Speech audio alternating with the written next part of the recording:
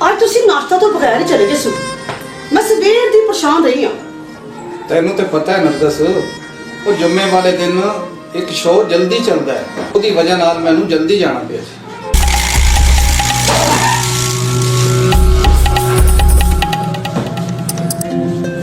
हाँ पुत्रा, इंटरव्यू दे है। ओए आखिर तेरा पुत्र करता की है? तुसी ते मेरे पुत्र दे पीछे पै गए हो। ओ बाप दा काम होंदा है पुत्रा नू समझाना। ओ मैं बाहर जाना ते लोकी मैनू गल्लां करदे ने।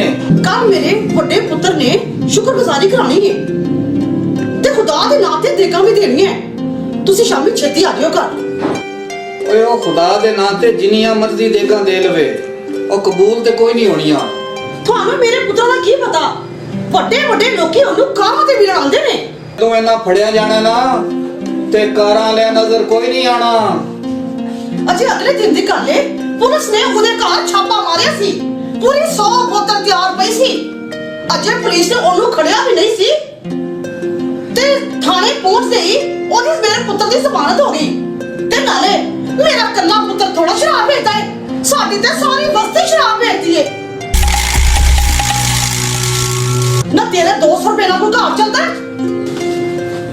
हराम ते हलाल दी कमाई च ही फर्क है कि हलाल दी कमाई नाल बंदा एक वक्त दी रोटी खा सकदा है ते हराम दी कमाई नाल दोज़ख दा जिन्ना मर्जी बालन खरीद लवे। तू एक दिन बड़ा पछताएगी नरगिस, बड़ा ही पछताएगी, बड़ा ही पछताएगी। जा तेरी मर्जी, पर मैं अपने पुत्र को नहीं छड़ सकती। एदी कमाई में अग लैनी है।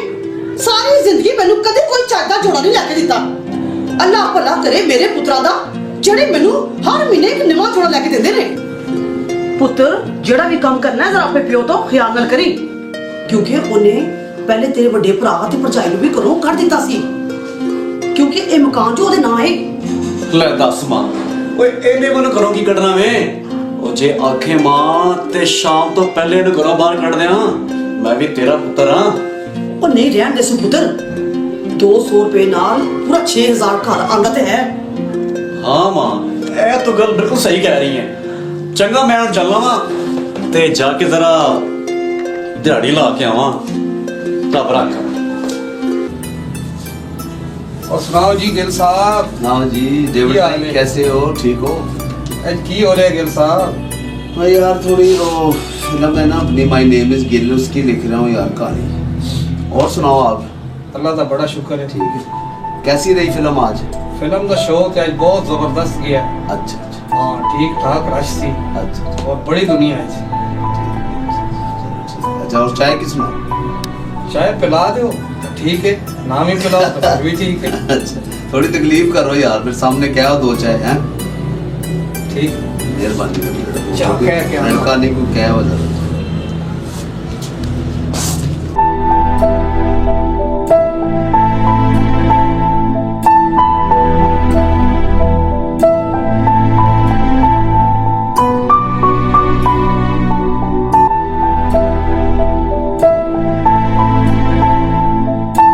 तो चावा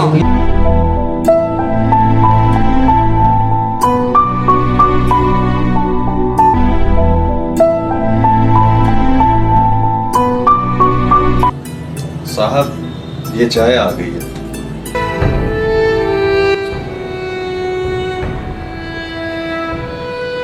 हमीद आप और इधर शेर साहब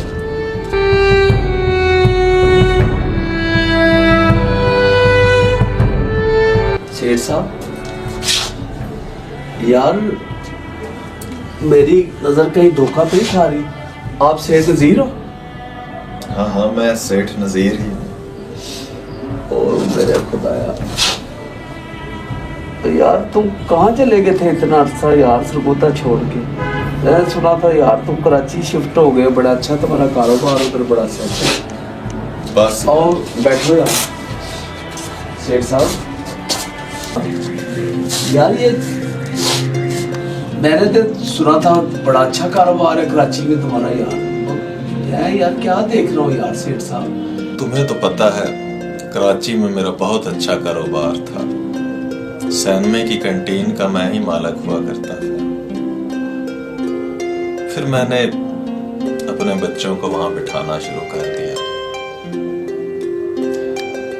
लेकिन जब बच्चों ने वहां बैठना शुरू किया कारोबार उनके हाथ में आ गया तो उन्होंने मुझे अजीब सी नजरों से देखना शुरू कर दिया।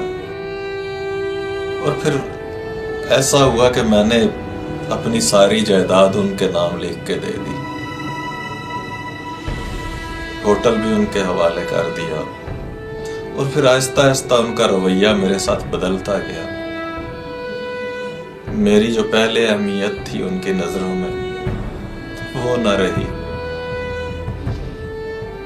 और फिर मेरी उस घर में वैल्यू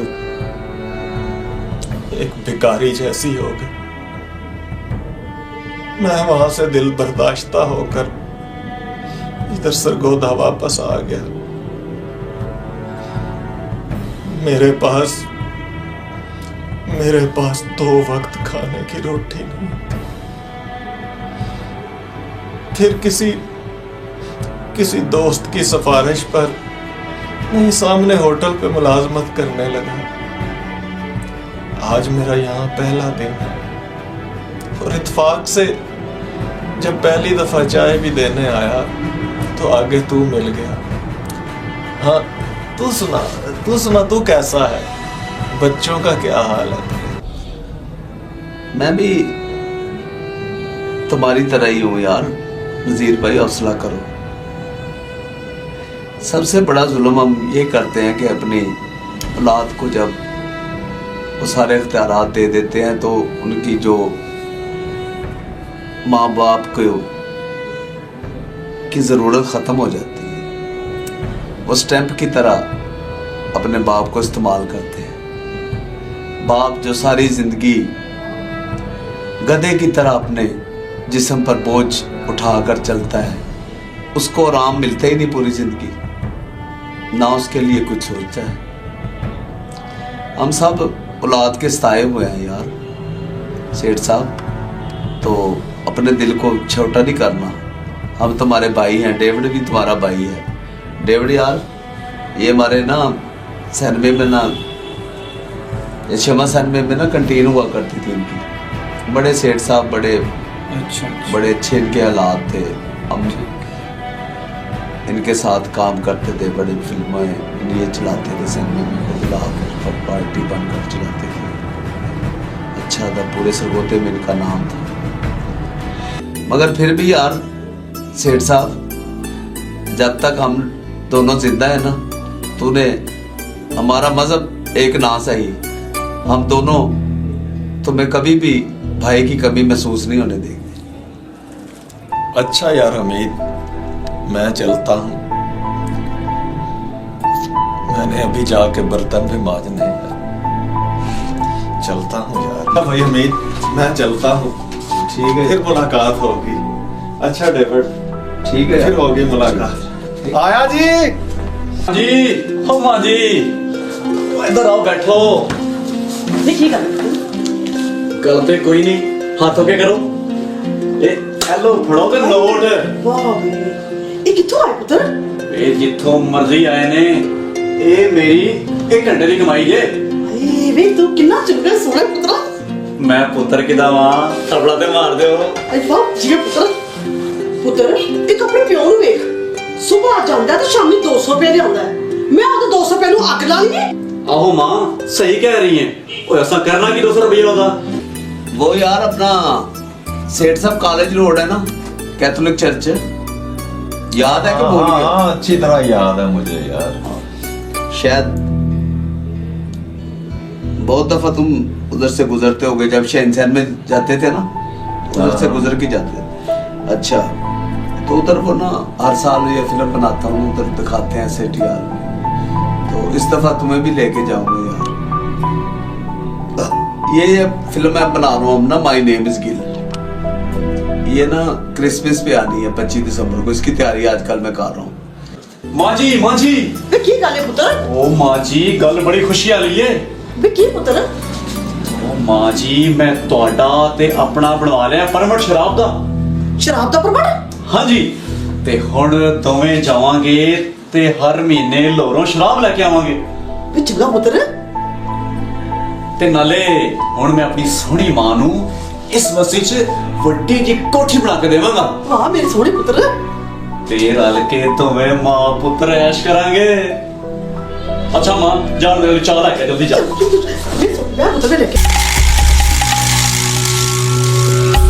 अच्छा यार सेठ साहब, ये बताओ खाना खाया? अरे मैं अब सेठ कहाँ रहा हूँ यार, अब तो एक चाय के होटल पे मुलाजम हूँ। अजीब सा लगता है जब तुझ मुझे सेठ साहब कह के बुलाता है। बाकी वो खाना तो होटल वाले ने खिला दिया है, बड़ा भला आदमी है। और वो डेविड ने मुझे बताया कि तेरे पास सोने का इंतजाम है, तो मैंने कहा कि अपने भाई के साथ गपशप भी होगी और वहीं पे आराम भी करूंगा। वाह सेठ साहब, ये देखो कितने यार। सेठ साहब, इंसान जो भी है ना, उसे किसी का एहसान नहीं भूलना चाहिए। देखो ना क्या वक्त था, उस वक्त हम काम सीखते थे, आप बड़े उस वक्त अमीर होते थे, तो हमने आपके हाथों से ये सारा काम हुनर सीखा है आपके होते हुए, तो आपका हम पे बड़ा एहसान है यार। फिर दूसरी बात ये है यार शेख साहब, सबसे बड़ी बात मैं तुम्हें क्या बताऊं कि यार उस वक्त ना वो हमारे से कितनी लोग नफरत करते थे, बर्तनों में चाय नहीं थे देते हैं, मगर आपने कभी भी हमारे दिल शिकनी नहीं की थी। जिन बर्तनों में तुम खुद चाय पीते थे, मुझे भी उन्हीं बर्तनों में देते थे। यार है तो हम इंसान ही ना, इसमें क्या है। इकट्ठे बैठ के यार हम खाना भी खाया करते थे, चाय भी पिया करते थे, क्या दिन हुआ करते थे यार। बस वक्त वक्त की बात है। डेविड, मैंने पता चलिया कि तुसी सैंडविच बड़ी याशिया करते हो। ਉਹ ਕਿਹੜੀਆਂ ਜੈਸ਼ੀਆਂ ਕਰਦਾ ਮੈਂ ਉੱਥੇ। ਬਾਪੂ ਦੇ ਅੱਬਾ, ਤੁਸੀਂ ਇਹ ਚਾਹ ਛੱਡ ਕਿਉਂ ਨਹੀਂ ਦਿੱਤੇ? ਇਸ ਚਾਹ ਦੀ ਵਜ੍ਹਾ ਤੋਂ ਤੁਹਾਨੂੰ ਹਾਰਟ ਅਟੈਕ ਹੋਇਆ ਜੇ। ਤੋਬਾ ਤੋਬਾ ਤੋਬਾ, ਭਲਾ ਐਨੀ ਚਾਹ ਕੌਣ ਪੀਂਦਾ ਹੈ? ਰੋਜ਼ 100 ਰੁਪਇਆ ਤੁਸੀਂ ਫਜ਼ੂਲ ਆਪਣੀ ਇਆਸ਼ਕੀਆਂ ਤੇ ਲਾ ਦਿੰਦੇ ਹੋ। ਅੱਜੇ ਤੇ ਸ਼ੁਕਰ ਏ ਮੇਰੇ ਸਹੁਰੇ ਨੇ ਇਹ ਮਕਾਨ ਬਣਵਾ ਲਿਆ ਸੀ। ਜੇ ਮੈਂ ਤੁਹਾਡੇ ਸਿਰ ਤੇ ਰਹਿੰਦੀ ਤੇ ਅੱਲਾ ਜਾਣੇ ਮੇਰਾ ਕੀ ਹੋਣਾ ਸੀ। ਉਹ ਮੈਂ ਜਦੋਂ ਵੀ ਪੁੱਛਦਾ ਤੂੰ ਕਹਿਨੀ ਏ ਮੇਰੇ ਪੁੱਤਰ ਇੰਟਰਵਿਊ ਦੇਣ ਗਏ ਨੇ। ਓਏ ਉਹ ਕਾਹਦਾ ਇੰਟਰਵਿਊ ਦੇਣ ਗਏ ਨੇ, ਕੁਝ ਮੈਨੂੰ ਵੀ ਤੇ ਦੱਸ। ਅੱਛਾ ਚਲੋ ਛੱਡੋ ਇਸ ਕਿਸੇ ਨੂੰ।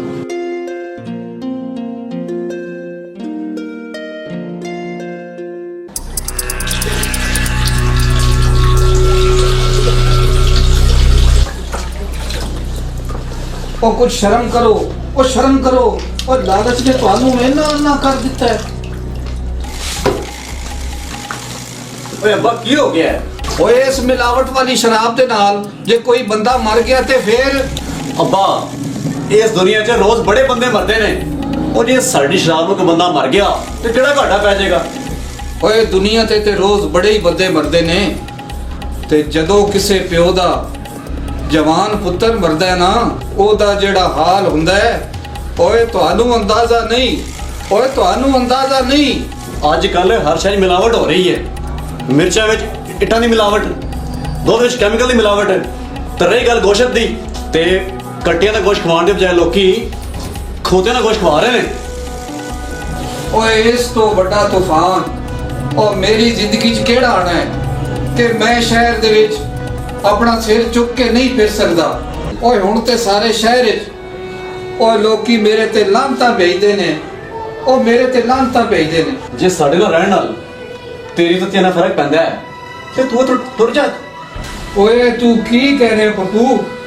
ਉਹ ਮੈਂ ਤੇ ਸਾਰੀ ਜ਼ਿੰਦਗੀ ਤੁਹਾਨੂੰ ਆਰਾਮ ਦਾ ਇੱਕ ਨਿਵਾਲਾ ਵੀ ਨਹੀਂ ਖਵਾਇਆ।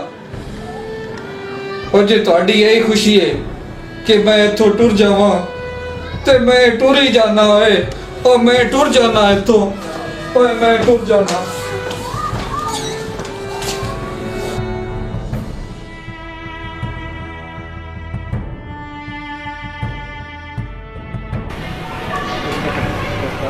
और क्या बात है डेविड यार, बड़े परेशान बैठे हो। शो भी एंड हो गया, घर नहीं जाना?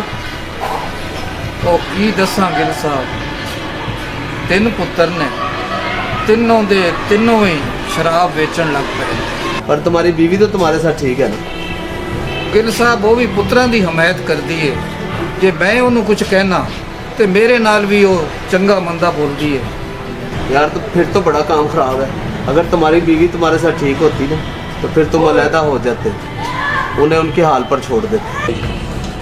ਮਾਂ ਮੈਂ ਤੈਨੂੰ ਆਖਿਆ ਸੀ ਕਿ ਬੋਤਲਾਂ ਧੋ ਦੇਈਂ, ਤੂੰ ਇੱਥੇ ਪਈ ਏ।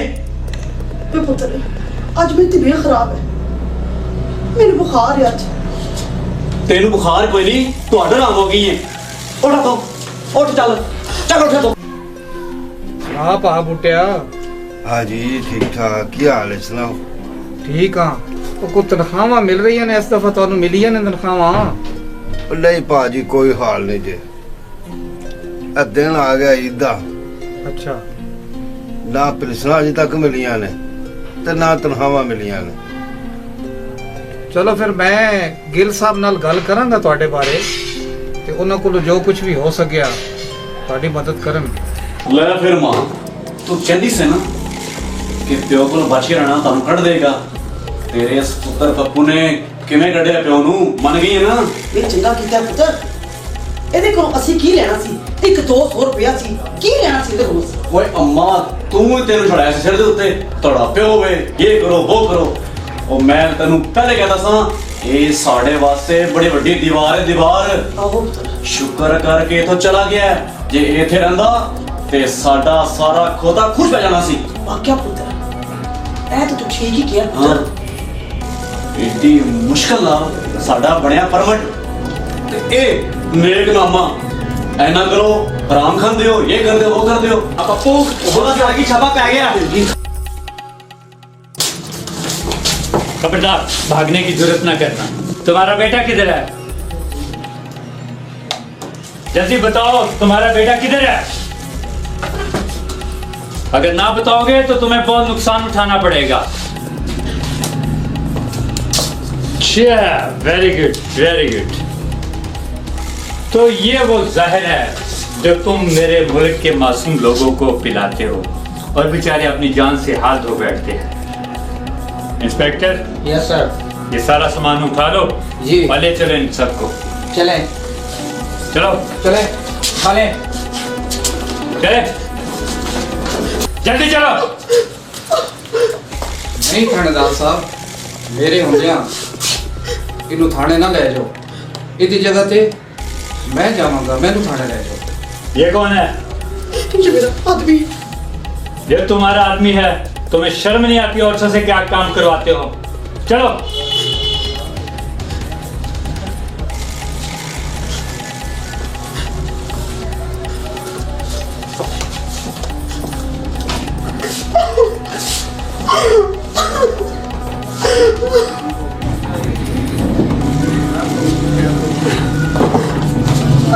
ਉਹ ਮੇਰੀ ਮਾਂ, ਉਹ ਕਿਉਂ ਰੋ ਰਹੀ ਹੈ? ਉਹ ਚੰਗਾ ਹੋਇਆ ਅਸੀਂ ਬਚ ਗਏ ਆ।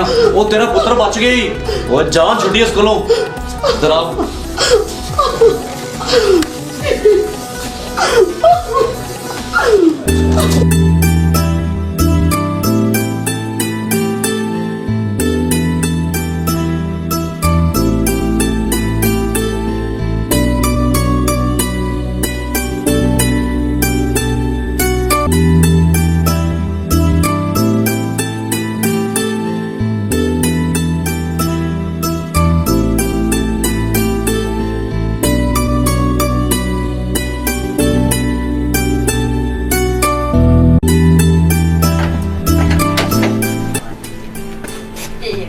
अम्मा जी, हाँ जी। अम्मा जी आयो जरा। अल्लाह खैर करे। तंदुरुस्ती दे। कहाँ गए अम्मा जी, क्या हाल जे? शुक्र है। ठीक ठाक हो? ए अम्मा जी ਤੁਹਾਡੇ ਲਈ ਕ੍ਰਿਸਮਸ ਨਹੀਂ ਲਿਆਂਦਾ ਤੇ ਇਹ ਕੋ ਥੋੜੇ ਪੈਸੇ ਵੀ ਰੱਖ ਲਓ, ਠੀਕ ਹੈ? खैर हो। अच्छा जी।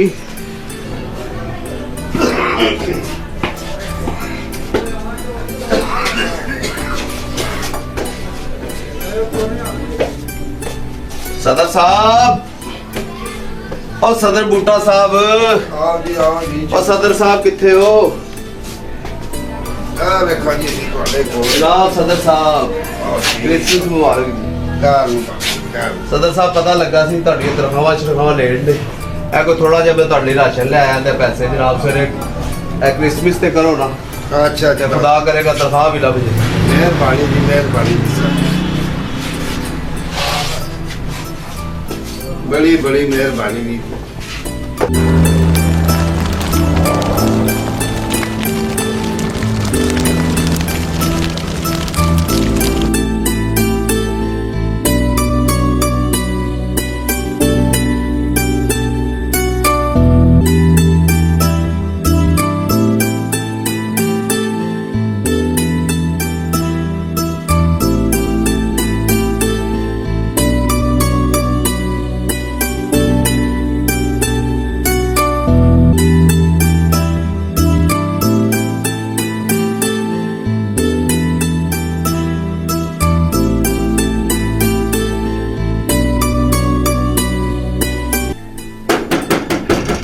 अरशद साहब ओ भाई अरशद साहब सुनाओ जी।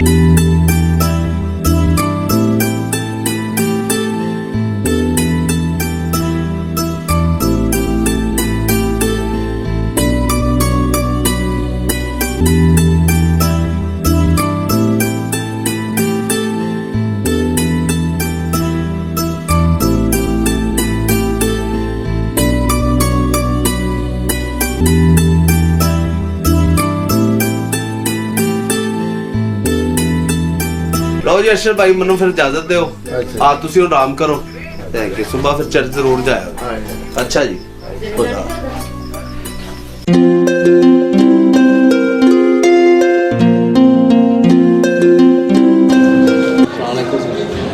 हाँ साहब, कैसे हैं आप?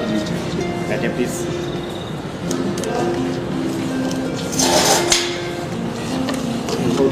कैसा चल रहा काम? दुआएं, शुक्र है, बड़ी मेहरबानी है। Thank you. कैसे तकलीफ थी आने की? खान साहब वो ना हमारे सैनवे में गेट कीपर है डेविड, जी बस्ती में रहता है। ठीक है। उसके घर पे आपने रात रेड किया था, तो उसके घर वाले बच्चा उसका कुछ शराब का काम करता है, वो तो बेचारा बहुत शरीफ आदमी है, तो उसके लिए आया था, अगर आप मेहरबानी करें तो। गिल साहब आप शरीफ कह रहे हैं, उनके घर से सारा मुद्दा पकड़ा गया है, रंगे हाथों पकड़ा है। मगर सर वो तो इसमें मुलवस नहीं, घर में रहता ज़रूर है मगर उसमें बुराई में कभी भी मुलवस नहीं हुआ। अच्छा। आप अगर मुझ पर इत्मीनान करते हैं, आपको यकीन है कि मैं कभी भी किसी शराब फरोश के लिए नहीं आया, वो शरीफ आदमी के लिए आया, अगर आप मेहरबानी फरमा देते।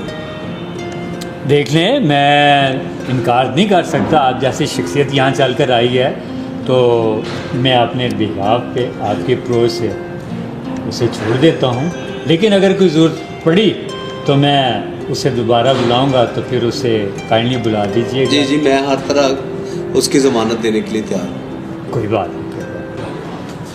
वाजिद अली जी सर, वो बाबा जी को बुला कर लो।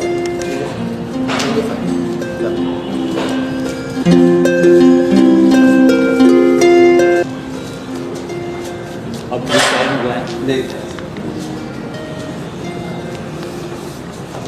आपने ज़हमत की आने की, आप खिलवा भेजते जनाब, आप हमारी बड़े मुकद्दम। कुछ शख्स होते हैं उनके लिए जाना। ये बाबा जी कोई बात नहीं, जा सकता हूँ। आप थैंक यू सर, बड़ी सर। अपने बेटे को समझाओ, बहुत वक्त रास्ते पे चल रहा है, वो ना उसकी शराब से कोई लोग मत जाए।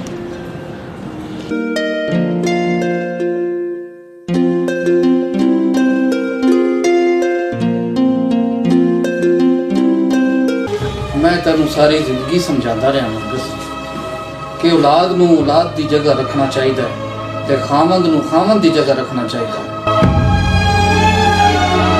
अब भी मौका है कि इस बुरे काम से तौबा कर। कलाम मुकद्दस में खुदावंद ने हमें 10 हुक्म दिए हैं, जिनमें चौथा हुक्म यह है कि अपने माँ बाप की इज्जत कर। जो लोग अब अपने माँ बाप की इज्जत नहीं करते, माशरे में उनकी भी कोई इज्जत नहीं होती।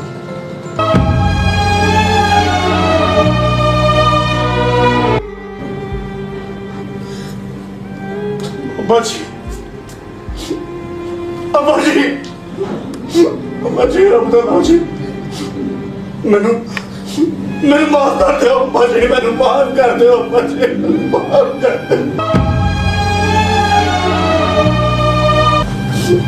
अम्मा जी, मैंने माफ कर दो।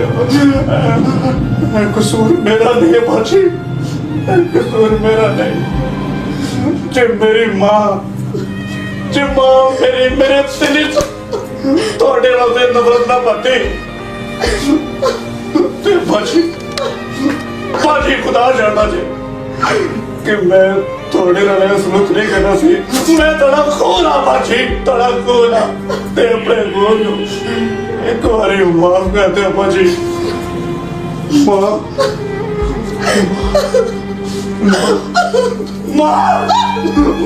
मेरी माँ, मैं तेरे के बारे तेरे गलती की थी और मनु माफ कर दे।